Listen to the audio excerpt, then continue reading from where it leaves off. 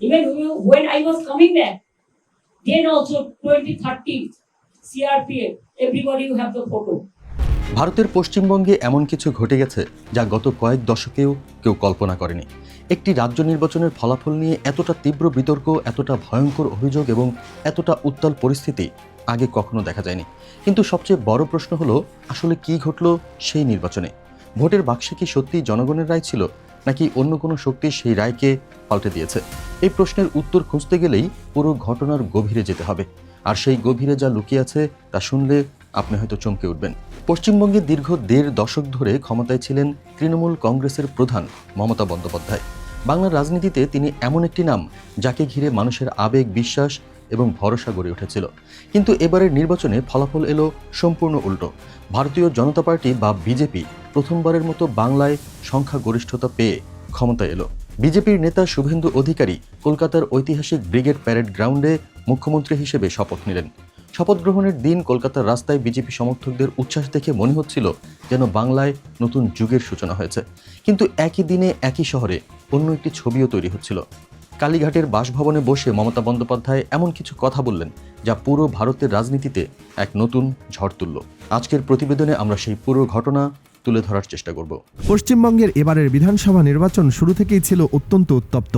একদিকে দীর্ঘ ১.৫ দশক ধরে রাজ্য শাসন করা তৃণমূল কংগ্রেস, অন্যদিকে কেন্দ্রের ক্ষমতায় থাকা বিজেপি তাদের পূর্ণ শক্তি নিয়ে ঝাঁপিয়ে পড়েছিল বাংলা দখলের মিশনে। প্রচারণার সময় থেকেই দুই পক্ষের মধ্যে যে তিক্ততা তৈরি হয়েছিল সেটা সাধারণ রাজনৈতিক প্রতিদ্বন্দ্বিতার চেয়ে অনেক বেশি গভীর ছিল। এটা মূলত দুটি সম্পূর্ণ বিপরীত রাজনৈতিক আদর্শের লড়াই। এক পক্ষে মমতা বন্দ্যোপাধ্যায়ের ধর্মনিরপেক্ষ এবং আঞ্চলিক পরিচয়ভিত্তিক রাজনীতি, অন্য পক্ষে বিজেপির হিন্দুত্ববাদী জাতীয়তাবাদী এজেন্ডা। এই দুই শক্তির সংঘর্ষে বাংলার মাটিতে যে পরিস্থিতি তৈরি করেছে সেটা বোঝার জন্য শুধু ভোটের সংখ্যা দেখলে চলবে না, পেছনের গল্পটাও জানতে হবে। নির্বাচনের ফলাফল ঘোষণার পর দেখা গেল বিজেপি সংখ্যাগরিষ্ঠতা পেয়েছে এবং তাদের নেতা শুভেন্দু অধিকারী মুখ্যমন্ত্রী হিসেবে শপথ নিয়েছেন কলকাতার ঐতিহাসিক ব্রিগেড প্যারেড গ্রাউন্ডে। কিন্তু এই জয়ের পেছনে যে প্রক্রিয়া ছিল সেটা নিয়েই এখন সবচেয়ে বড় বিতর্ক। মমতা বন্দ্যোপাধ্যায় দাবি করেছেন যে তৃণমূলের অন্তত ১০০টি আসন জোর করে কেড়ে নেওয়া হয়েছে। তিনি বলেছেন এটা কোনো স্বাভাবিক পরাজয় নয়, এটা পরিকল্পিত ডাকাতি। এখন প্রশ্ন হলো, একজন প্রবীণ রাজনীতিবিদ কেন এমন একটা অভিযোগ করবেন যদি তার কাছে কিছু না থাকে, নাকি এটা শুধু পরাজয়ের তিক্ততা থেকে বলার কথা? এই প্রশ্নের উত্তর খুঁজতে গেলে আমাদের একটু গভীরে যেতে হবে। ভারতের সাম্প্রতিক নির্বাচনী ইতিহাসে ইভিএম নিয়ে প্রশ্ন নতুন কিছু নয়। মধ্যপ্রদেশ, হরিয়ানা এবং মহারাষ্ট্রের নির্বাচনেও বিরোধী দলগুলো একই ধরনের অভিযোগ এনেছিল। প্রতিবারই বলা হয়েছে যে ইলেকট্রনিক ভোটিং মেশিনে কারচুপি করা হয়েছে এবং নির্বাচন কমিশন স্বাধীনভাবে কাজ করেনি। কিন্তু এবার পরিস্থিতি একটু ভিন্ন, কারণ এবার শুধু পরাজিত দল নয়, জাতীয় পর্যায়ের বিরোধী নেতারাও একযোগে এই অভিযোগে সায় দিচ্ছেন। কংগ্রেস নেতা রাহুল গান্ধী সামাজিক মাধ্যমে অত্যন্ত স্পষ্ট ভাষায় লিখেছেন যে আসাম এবং বাংলার দুই রাজ্যে নির্বাচন কমিশনকে ব্যবহার করে ভোট কারচুপি করা হয়েছে। তিনি আরও বলেছেন, মধ্যপ্রদেশ, হরিয়ানা, মহারাষ্ট্র এবং লোকসভার পর এবার বাংলাতেও একই ছবি। রাহুল গান্ধীর এই বক্তব্য পরিস্থিতিকে আরও জটিল করে তুলেছে, কারণ এতে বোঝা যাচ্ছে যে ভোট চুরির এই অভিযোগ এখন আর কোনো একটি দলের বিচ্ছিন্ন ক্ষোভ নয়, এটি একটি সংগঠিত বিরোধী আন্দোলনের রূপ নিতে শুরু করেছে। এবার আসি মমতা বন্দ্যোপাধ্যায়ের কৌশল নিয়ে। তিনি পদত্যাগ করেননি।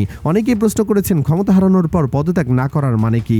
তিনি কি সত্যি মানসিকভাবে পরাজয় মেনে নিতে পারছেন না, নাকি এর পেছনে কোনো হিসাব আছে? যারা বাংলার রাজনীতি দীর্ঘদিন ধরে অনুসরণ করেন তারা জানেন মমতা বন্দ্যোপাধ্যায় কখনোই আবেগের বশে সিদ্ধান্ত নেন না। তার প্রতিটি পদক্ষেপের পেছনে একটি সুনির্দিষ্ট পরিকল্পনা থাকে।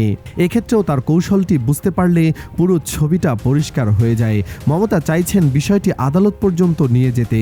তার দাবি, যদি তিনি অকাট্য প্রমাণসহ কলকাতা হাইকোর্ট বা সুপ্রিম কোর্টে উপস্থাপন করতে পারেন যে নির্বাচনে কারচুপি হয়েছে, তাহলে আদালত পুরো নির্বাচন প্রক্রিয়াকে স্থগিত বা বাতিল করার নির্দেশ দিতে পারে।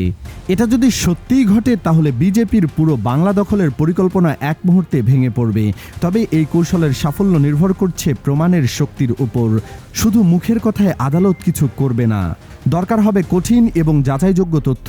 কিন্তু রাজনৈতিক হিসাব নিকাশের বাইরে মাটির বাস্তবতা অনেক বেশি ভয়ঙ্কর।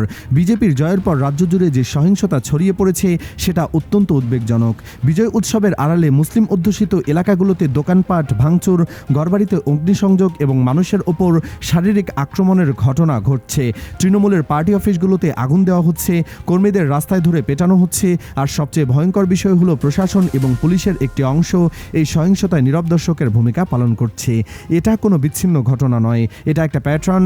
ভারতের বিভিন্ন রাজ্যে বিজেপি ক্ষমতায় আসার পর সংখ্যালঘুদের ওপর একই ধরনের চাপ তৈরি হয়েছে।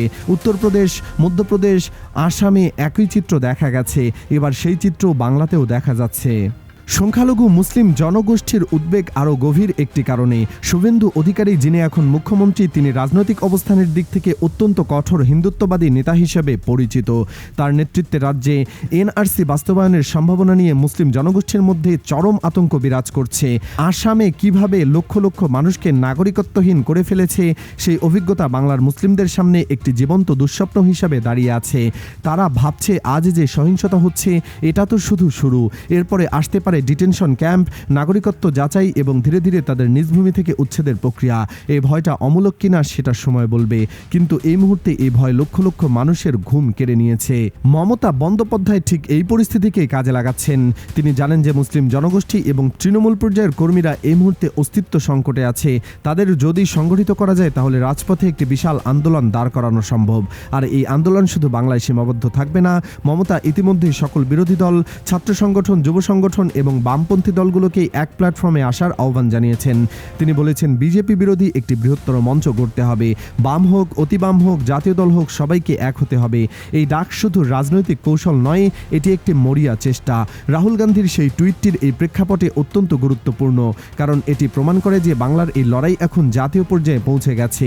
বিরোধী দলগুলো বুঝতে পারছে যে বাংলায় যদি বিজেপির এই জয়কে মেনে নেওয়া হয় তাহলে ভবিষ্যতে অন্যান্য রাজ্যেও একই পদ্ধতিতে ক্ষমতা দখল করা হবে। তাই বাংলার এই লড়াই এখন শুধু মমতার লড়াই নয়, এটি একটি পুরো বিরোধী শিবিরের অস্তিত্বের লড়াই হয়ে দাঁড়িয়েছে। মোহাম্মদ সেলিমের সেই রবীন্দ্রনাথের উদ্ধৃতি দিয়ে কটাক্ষটিও এই প্রেক্ষাপটে বিশেষ তাৎপর্যপূর্ণ। জীবন যখন শুকায়ে যায় করুণা ধারায় এসো, এই লাইনটি দিয়ে তিনি মূলত ইঙ্গিত করেছেন যে মমতা এখন বিপদে পড়ে সবার কাছে সাহায্য চাইছেন। এটা রাজনৈতিক কটাক্ষ হলেও এর মধ্যে একটি সত্য লুকিয়ে আছে। মমতা সত্যিই এখন একটি অত্যন্ত কঠিন পরিস্থিতিতে আছেন এবং তার একার পক্ষে বিজেপির মতো একটি বিশাল মেশিনের বিরুদ্ধে লড়া প্রায় অসম্ভব। এখন সবচেয়ে বড় প্রশ্ন হলো আগামী কয়েকটি দিন কিভাবে কাটবে। মমতা কি সত্যি আদালতে গিয়ে এমন প্রমাণ হাজির করতে পারবেন যা নির্বাচনের বৈধতাকে প্রশ্নবিদ্ধ করবে, নাকি বিজেপি তাদের প্রশাসনিক ক্ষমতা ব্যবহার করে মমতাকে সম্পূর্ণ কোণঠাসা করে ফেলবে? রাজপথে কি সত্যি বিশাল আন্দোলন গড়ে উঠবে, নাকি পুলিশ এবং কেন্দ্রীয় বাহিনী দিয়ে সেই আন্দোলন দমন করা হবে? আর সবচেয়ে গুরুত্বপূর্ণ প্রশ্ন, সংখ্যালঘু মুসলিম জনগোষ্ঠীর নিরাপত্তা কে নিশ্চিত করবে? রাজ্য সরকার যদি তাদের বিরুদ্ধে থাকে এবং কেন্দ্রীয় সরকার তাদের পক্ষে না থাকে তাহলে তারা কোথায় যাবে?